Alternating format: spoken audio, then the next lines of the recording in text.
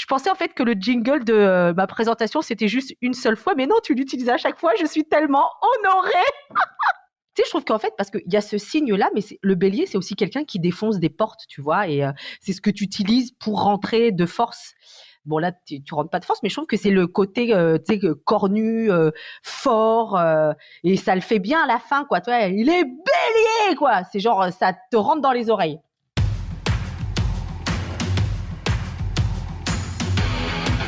Il aime le code. Il faut que la communication soit codée, mais de façon claire et transparente. La rigidité, c'est pas pour lui. Mon nom est Francis Parent-Valquette et vous écoutez le Sandro Show. Mais le plus important, c'est qu'il est bélier. Quand j'ai lancé les longs samedis du Sandro Show, ces entrevues un petit peu plus longues dans lesquelles j'ai des invités, une des personnes que j'avais dans ma tête en liste comme invité, c'était Sigvé-O. Et un jour, j'ai comme présenté un LLS et comme par magie, Sigvé est venue me voir et elle dit « Hey, elle dit, je veux venir sur ton podcast. » Et j'ai tellement de plaisir à discuter avec Sigvé. Je veux juste remettre en contexte. On a enregistré ça comme au mois d'avril, je dirais, peut-être mars-avril, quelque chose comme ça. C'était encore le début de la pandémie, donc c'était super intéressant pour enregistrer des épisodes car les gens avaient du temps. Hein? Il y a beaucoup de monde qui a eu du temps de libérer. La seule chose, c'est, je ne sais pas si je t'ai déjà parlé quand j'ai fait une entrevue avec un garçon de 14 ans qui avait comme à peu près rien à dire. Sigvé, c'était l'effet contraire. On avait tellement de choses à dire. D'habitude, disons, je vais booker une entrevue, je vais dire prépare-toi 1h30, 2h. Bon, on arrive, on prend un petit 5-10 minutes pour parler, on enregistre, on parle, je ne sais pas, un 45 minutes, 1 heure. Et par la suite, on va reparler un autre petit 5-10 minutes pour débriefer, puis ça finit là. Donc, le 2 heures ou l'heure et demie, c'est pas mal comme réparti comme ça. Sigvé, ce qui est arrivé, c'est que j'ai dit prépare-toi 2 heures pour qu'on ait le temps de parler. Je pense qu'on a parlé comme 30 minutes avant que je parte l'enregistrement.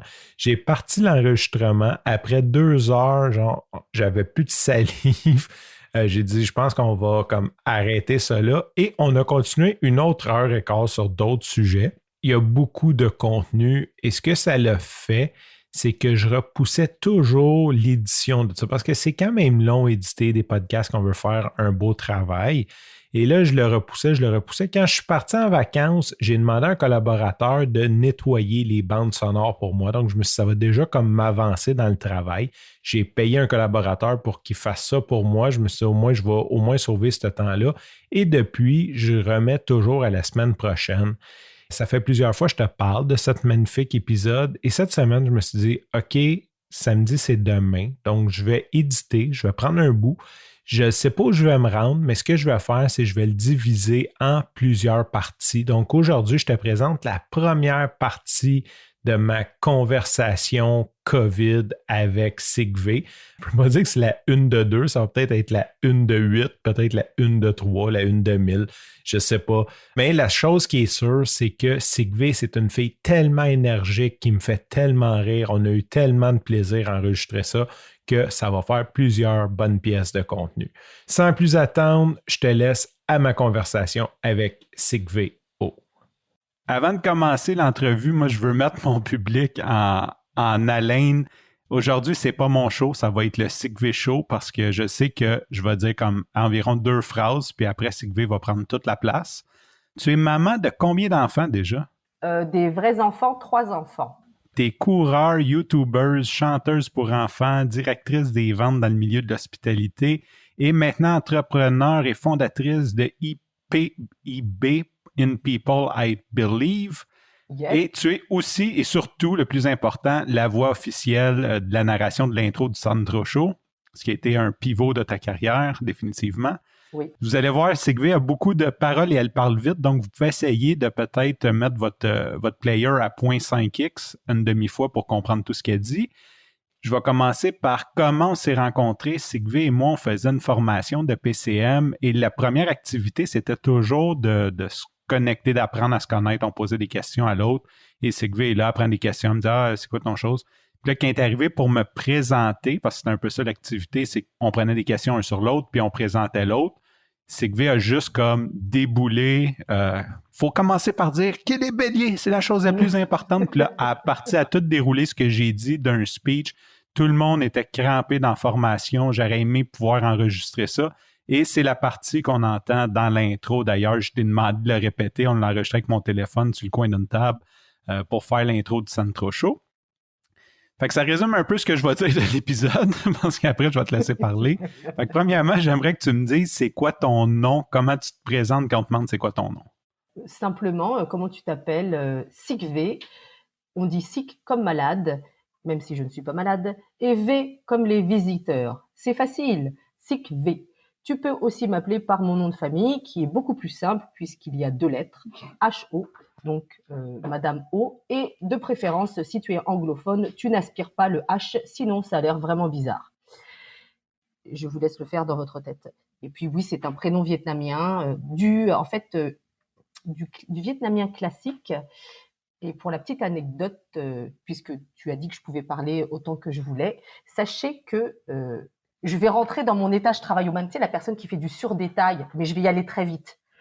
Ok, écoute ça, en 30 secondes, ok, puis j'espère que Stéphanie, elle va écouter.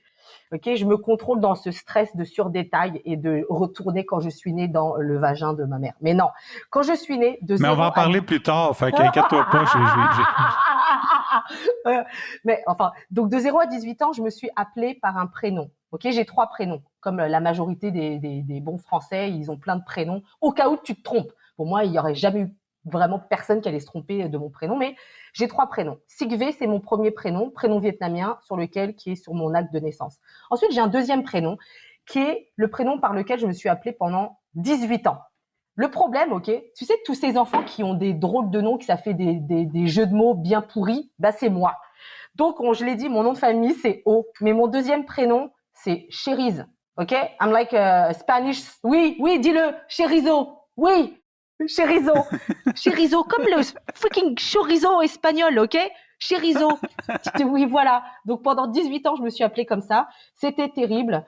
Et quand à mon avis, j'ai changé de phase, ok? Je suis rentrée dans ma phase rebelle.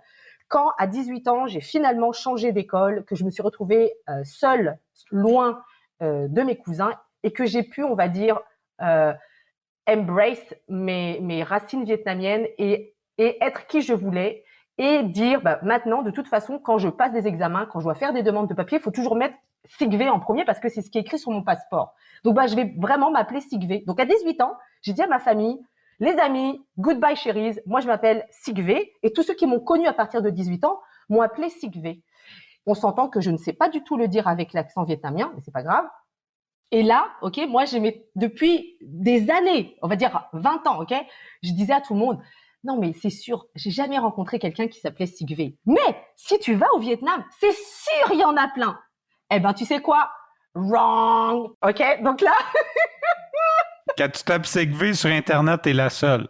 Non, mais tu sais, je me dis, tu sais, c'est comme, par exemple, ici, il y a beaucoup de gens qui s'appellent genre Michel, ok, ou Francis, ok.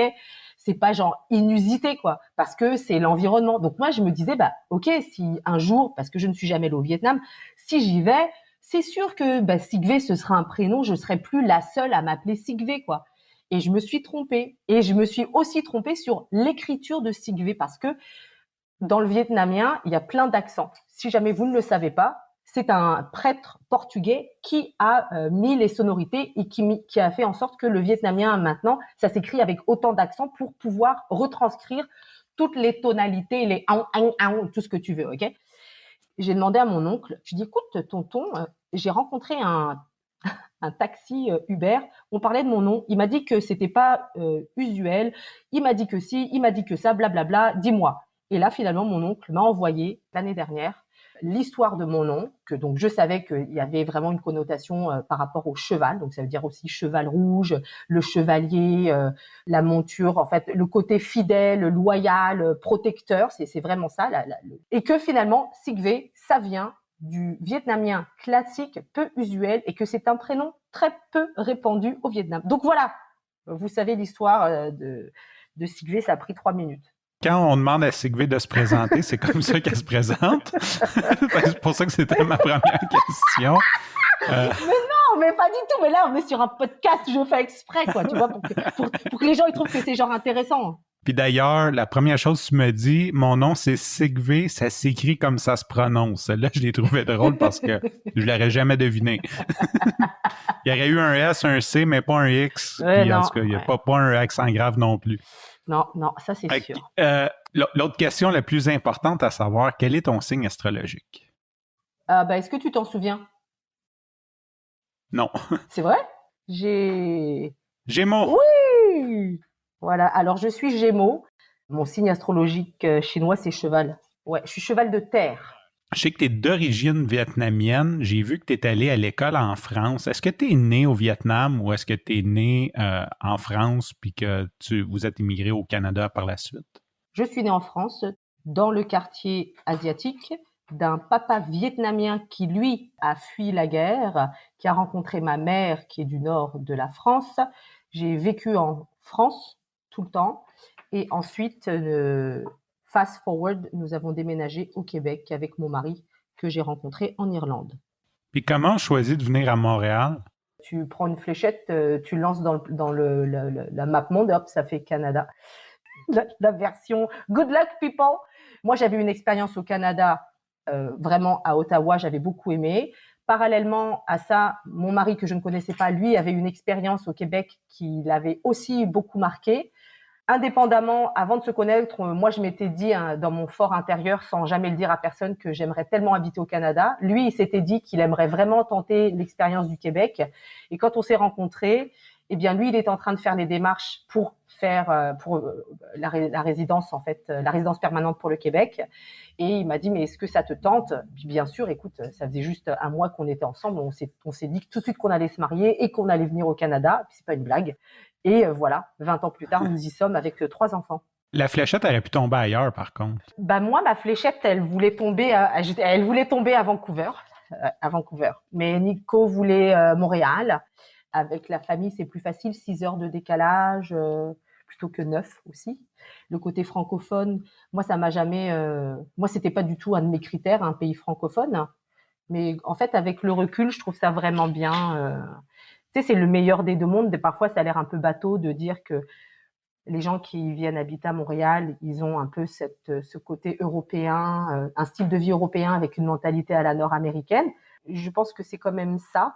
Pour ceux qui, je trouve, se sont vraiment intégrés, et c'est-à-dire qui n'habitent pas nécessairement les ghettos, c'est-à-dire, pas dans les ghettos, mais c'est un Français immigré qui décide d'habiter dans le quartier avec des Français, d'envoyer ses enfants à l'école française. Tu veux pas nommer le plateau, dans le fond, là. Exact, voilà. tu cherches vraiment une façon de ne pas dire que le plateau, c'est un ghetto à français. On va le dire. Moi, je le dis. Tu sais, je veux dire, je dis pas. Tu sais quoi? Nous, quand on est arrivés, on s'était dit, on va envoyer nos enfants à Stanislas. Pourquoi? T'as peur, tu t'es rassuré. C'était pas la première fois qu'on émigrait parce qu'on a habité 4 ans en Irlande, tu vois. Mais là, on vient dans un endroit pour s'établir. Donc, tu cherches des choses qui sont familières, que tu sais que tu vas, que tu peux fonctionner dedans. Et donc, le premier réflexe, c'était de se dire, on pourra envoyer notre enfant dans le système français. C'est important de trouver des cornichons mailles. C'est important de trouver des petits biscuits lus. Ok, ça fait du bien de manger des trucs que tu connais et blablabla, tu vois. Et finalement, non, on a atterri à Hochelaga-Maisonneuve. Ça fait 20 ans qu'on habite à Hochelaga-Maisonneuve, enfin 18 ans, et tous nos enfants sont dans le système scolaire québécois public. Ils ont l'opportunité d'avoir accès à différentes mentalités, différentes cultures. Chez nous, c'est très européen, on va dire quand même. C'est assez français dans la façon dont on a de se comporter, de parler, mais avec J'aimerais que tu me décrives ça. C'est quoi ta vision de la culture européenne comme ça, de comment vivre, d'éducation? Je pense qu'on touche un bon filon. Non, mais de la part d'une Française, c'est correct, non? La semaine prochaine, on va commencer l'entrevue avec Sigve qui nous raconte de sa vision de qu'est-ce que le système d'éducation européen. Sur ce, je te remercie pour ton écoute. Je te dis à demain et bye bye.